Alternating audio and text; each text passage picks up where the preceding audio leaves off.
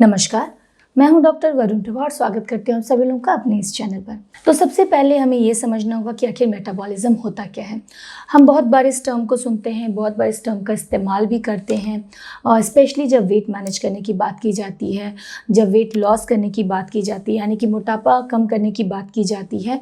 In context में हम metabolism term का इस्तेमाल काफ़ी बार करते हैं। तो मेटाबॉलिज्म होता क्या है एक्चुअली, अगर हम इसको बहुत आसान शब्दों में समझने की कोशिश करें तो ये वो सारे केमिकल रिएक्शंस हैं जो कि हमारे बॉडी में होते हैं, जिसकी वजह से हम अलाइव है, जिसकी वजह से हमारी बॉडी अच्छे से फंक्शन कर पाती है। तो ओवरऑल हमारी बॉडी की फंक्शनिंग के लिए जितने भी हमारी बॉडी में केमिकल रिएक्शंस हैं उसको हम मेटाबॉलिज्म कह सकते हैं। और जो मेटाबॉलिज्म होता है इसमें सिर्फ कैलोरीज बर्न करने जैसी चीज़ नहीं होती। एक्चुअली मेटाबॉलिज्म के भी दो हिस्से होते हैं, एक होता है कैटाबॉलिज्म, एक होता है एनाबॉलिज्म। कैटाबॉलिज्म जिसकी हम यूजुअली बात करते हैं जब हम वेट लॉस या फिर किसी भी कंटेक्स्ट में हम मेटाबॉलिज्म की हम जब जनरली बात करते हैं तो बेसिकली हम कैटाबॉलिज्म की ही बात करते हैं, जिसका मीनिंग होता है ब्रेकडाउन होना, बर्नआउट होना या फिर टूटना किसी चीज़ का। सेम दूसरा आ रहा है एनाबॉलिज्म। एनाबॉलिज्म जिसके बारे में हम बहुत ज़्यादा बात नहीं करते हैं। एनाबॉलिज्म मतलब कि किसी चीज़ का सिंथेसिस या बिल्डअप होना या बनना। तो ये दो हिस्से होते हैं मेटाबॉलिज्म के। तो ये जो मेटाबॉलिज्म हमने जिसके बारे में भी डिस्कस किया, इसको हम कैसे स्वस्थ रख सकते हैं, हमारे शरीर का जो मेटाबॉलिज्म है वो कैसे अच्छा रहे, हेल्दी रहे, वो क्या टिप्स हैं, वो क्या तरीके हैं, अब हम उनके बारे में बात करेंगे। लेकिन आगे बढ़ने से पहले एक छोटा सा रिमाइंडर कि जल्दी से जल्दी हमारा चैनल सब्सक्राइब कर लीजिए ताकि आपका कोई भी अपडेट मिस ना हो। तो अभी हमने जितना डिस्कस किया उससे हम समझ सकते हैं कि मेटाबॉलिज्म हमारे बॉडी की फंक्शनिंग के लिए, अच्छी फंक्शनिंग के लिए, हमारी हेल्दी रहने के लिए, अलाइव रहने के लिए कितना ज़्यादा ज़रूरी है। मेटाबॉलिज्म जब होता है उसमें हम जो खाना खाते हैं उससे एनर्जी लेते हैं, उस एनर्जी से काम करवाता है हमारी बॉडी। उसके बाद जो एनर्जी बचती है उसको स्टोर करते हैं और जो वेस्ट प्रोडक्ट्स होते हैं, बाय प्रोडक्ट्स होते हैं, उनको निकाला जाता है। तो काफ़ी बड़ा प्रोसेस होता है, काफ़ी टेक्निकल होता है, जिसको इन डेप्थ जाके समझना थोड़ा सा डिफिकल्ट है। लेकिन हम कैसे इसको स्वस्थ रख सकते हैं, कैसे हम इसको हमारी बॉडी में अच्छा रख सकते हैं, हेल्दी रह सकते हैं, सो दैट हमारा जो प्रॉपर वेट मैनेज रहे, हम अच्छे स्वास्थ्य में रहें, तो उसके बारे में अब हम बात करते हैं। तो किसी भी जब हम बात करते हैं अपने शरीर को स्वस्थ रखने के लिए तो सबसे पहले जो हम जिसके बारे में बात करते हैं वो होता है खाना। खाना हमारे लाइफ की सस्टेनेबिलिटी के लिए बहुत ज़्यादा इम्पॉर्टेंट चीज़ होती है। I think one of the most important चीज़ है खाना और पानी दोनों। तो यहाँ पे भी मेटाबॉलिज्म के अच्छे रहने के लिए भी सबसे पहले तो मॉर्निंग में उठते ही जो पानी पीने के लिए कहा जाता है वो काफ़ी सही होता है। हमें मॉर्निंग में भी पानी पीना चाहिए उठते ही, एंड इन जनरल हमें पानी का काफ़ी ज़्यादा इस्तेमाल करना चाहिए। अगर हम फिर बात करते हैं खाने की तो डेफिनेटली एक अच्छा बैलेंस डाइट का होना बहुत ज़्यादा ज़रूरी होता है, जिसके बारे में मैंने एक अपना अलग वीडियो बनाया जिसको आप ज़रूर देखें कि आखिर बैलेंस डाइट होता क्या है। तो आप उस वीडियो को देख के समझ सकते हैं। अब हम बात करते हैं बैलेंस डाइट की मेटाबॉलिज्म के लिए।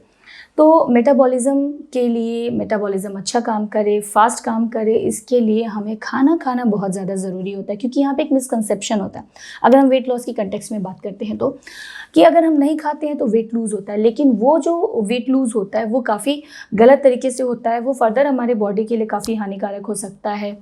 और उसकी वजह से कई बार होता है कि नेक्स्ट वेट गेन करने की जो बॉडी की एक हैबिट, बॉडी की एक टेंडेंसी हो जाती है कि वो नेक्स्ट जब गेन करता है तो काफ़ी जल्दी गेन करता है, फिर वेट लूज़ करना भी डिफ़िकल्ट होता है। एक ये भी चीज़ होती है जिसको लोग नहीं समझते हैं। तो अगर हमें मेटाबॉलिज्म फास्ट करना है, हमें वेट लूज़ करना है, तो भी खाने की इंपॉर्टेंस बहुत ज़्यादा हो जाती है। सबसे पहले अगर हम खाने की शुरुआत अपने डे में करते हैं तो ब्रेकफास्ट यानी कि सुबह का नाश्ता बहुत ज़्यादा ज़रूरी होता है। हमें अच्छा खाना खाना चाहिए, सुबह अच्छा मील लेना चाहिए। जो ब्रेकफास्ट होता है उसको हैवी मील में लेना चाहिए और कभी भी कोशिश करें कि स्किप ना करें।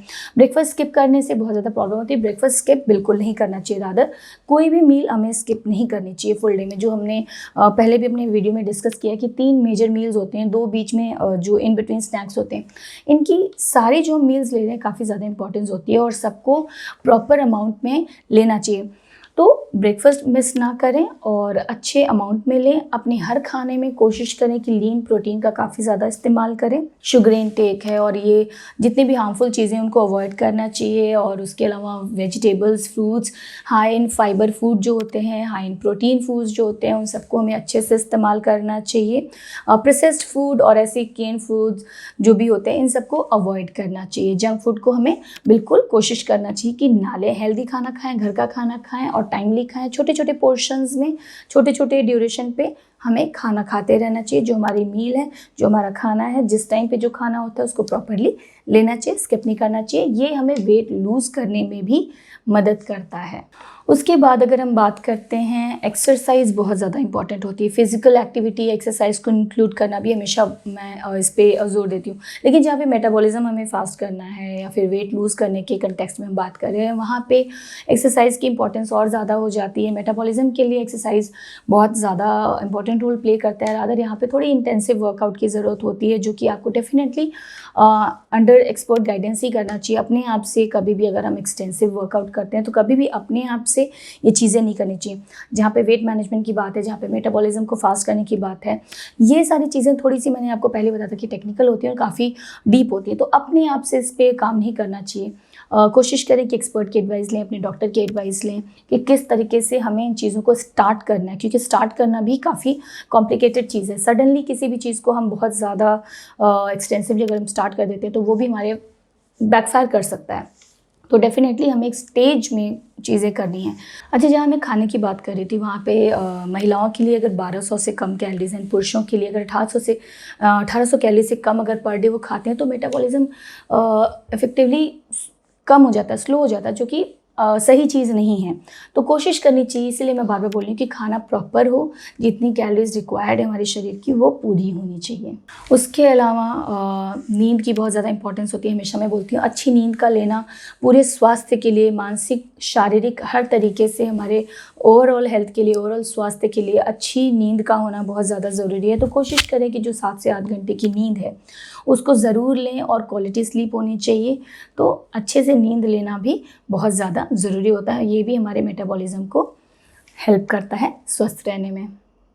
साथ ही साथ कुछ और एक सप्लीमेंट्स होते हैं, लाइक ग्रीन टीज़ हैं, उलोंग टीज़ हैं, इन सब चीज़ों को हम एडप्ट कर सकते हैं। ये भी कहीं ना कहीं मेटाबॉलिज्म में हेल्प करती हैं। तो ये तो थे वो सारे बेसिक टिप्स या फिर हैबिट्स जिनको हम फॉलो करके अपने मेटाबॉलिज्म को स्वस्थ रख सकते हैं, हेल्दी रख सकते हैं, जो कि काफ़ी बेसिक थिंग्स हैं जिसको कि हम यूजली अपने ओवरऑल स्वास्थ्य के लिए, ओवरऑल हेल्थ के लिए फॉलो करते हैं। बस उन्हीं चीज़ों को यहाँ भी फॉलो करना है और हमारा जो मेटाबॉलिज्म है वो काफ़ी हमको हेल्प करेगा हमारे वेट को मैनेज करने में, हमें स्वस्थ रखने में।